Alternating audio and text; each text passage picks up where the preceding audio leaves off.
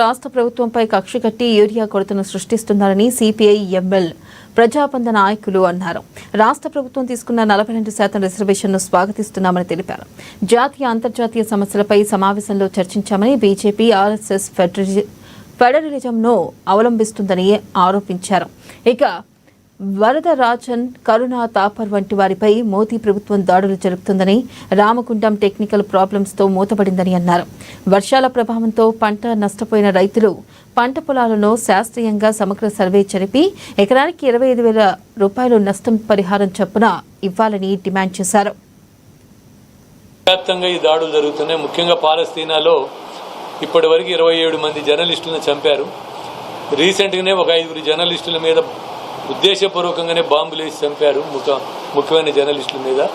ఇక్కడ ఈ చర్యల్ని, ఈ ఫ్యాసిస్ట్ చర్యలు పాలస్తీనా నుంచి ఇండియా దాకా ప్రజాస్వామ్యం గురించి మాట్లాడేవాళ్ళని, ప్రశ్నలు అడిగేవాళ్ళని చంపేటువంటి ధోరణి ఉంది అనేటువంటిది చెప్తూ, మేము అందరం దానికి వ్యతిరేకంగా నిలబడాలా, ఆ జర్నలిస్టులకి సంఘీభావం చెప్పాలనేది చెప్తూ తను ప్రారంభించారు.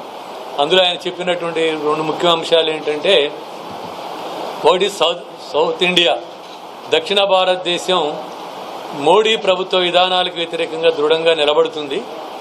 ఒకటి, వీళ్ళ మీద డీలిమిటేషన్ పేరుతోనే దక్షిణ భారతదేశానికి చేస్తున్న నష్టానికి వ్యతిరేకంగా గొంతు విప్పింది. అదేవిధంగా జీఎస్టీ మీద ఏదైతే రావాల్సినటువంటి వాటా ఇవ్వకపోవడం మీద కూడా దక్షిణ భారతదేశం ఖండిస్తుంది.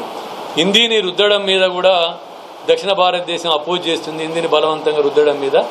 అదేవిధంగా ఇటువంటి అనేక విషయాల మీద దక్షిణ భారతదేశం చేస్తుంది. కాబట్టి దీనికి సపోర్టుగా దక్షిణ భారతదేశం చేసేటువంటి డెమోక్రటిక్, ప్రజాస్వామిక, అదేవిధంగా లౌకిక విధానాలకి, అంటే స్వయం నిర్ణయాధికారాలకు సంబంధించినటువంటి విషయాల మీద మేము బలపరుస్తూ ఈ దక్షిణ భారతదేశంలో హక్కుల కోసం నిలబడాలనేటువంటి దానికి మద్దతుగా హైదరాబాదులో ఆల్ ఇండియా స్థాయి కన్వెన్షన్ జరపాలని చెప్పి నిర్ణయించుకున్నాం.